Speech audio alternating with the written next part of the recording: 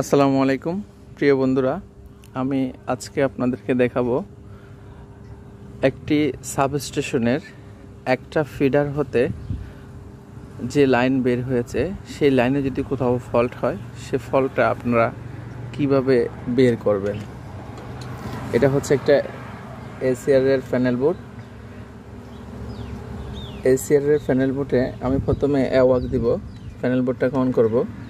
এখানে দেখতে পাচ্ছেন এটা হচ্ছে লাইন কারেন্ট, অর্থাৎ প্রেজেন্ট যেটা যাচ্ছে সেটা এ ফেজে 25 অ্যাম্পিয়ার, বি ফেজে 28 অ্যাম্পিয়ার, সি ফেজে 24 অ্যাম্পিয়ার, গ্রাউন্ডে 3।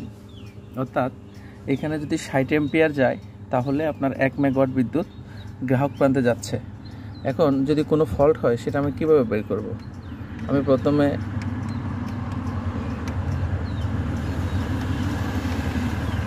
প্রথমে মেন মেনুতে যাব। প্রথমে হচ্ছে সিলেক্ট সেট ব্যাংক, দ্বিতীয় হচ্ছে প্রাইমারি সেটিং, তৃতীয় হচ্ছে অল্টারনেটিভ সেটিং, 4 নাম্বার হচ্ছে এডিট ব্যাংক সেটিং, 5 নাম্বার হচ্ছে স্ট্যাটাস, 6 নাম্বারে হচ্ছে মিটারিং, 7 নাম্বারে হচ্ছে মেনটেনেন্স, 8 নাম্বারে হচ্ছে ইভেন্ট রেকর্ডার। তো আপনাকে ইভেন্ট রেকর্ডারে যেতে হবে।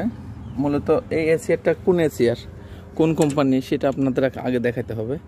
এই প্যানেল বোর্ডটা হচ্ছে কন্ট্রোলার প্যানেল বোর্ডটা হচ্ছে Entech electric and electronic company লিমিটেডের প্যানেল বোর্ড।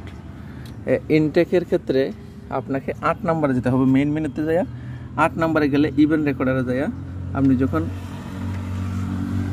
8 নাম্বারে যাওয়ার পরে যখন এন্টার করবেন তখন আপনাকে এই যে ফল্ট সার্কেল 1 নাম্বারে চলে আসবে।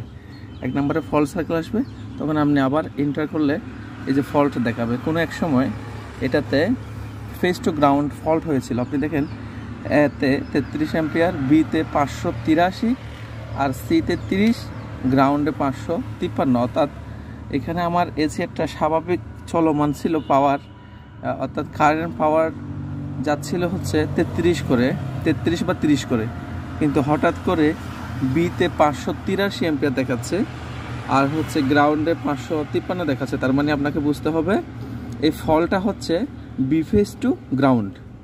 এভাবে আপনারা ফল্ট বের করবেন। ধন্যবাদ। আজকে এতটুকুই, পরবর্তী আরেকটা অন্য ভিডিও নিয়ে থাকবো। আসসালামু আলাইকুম।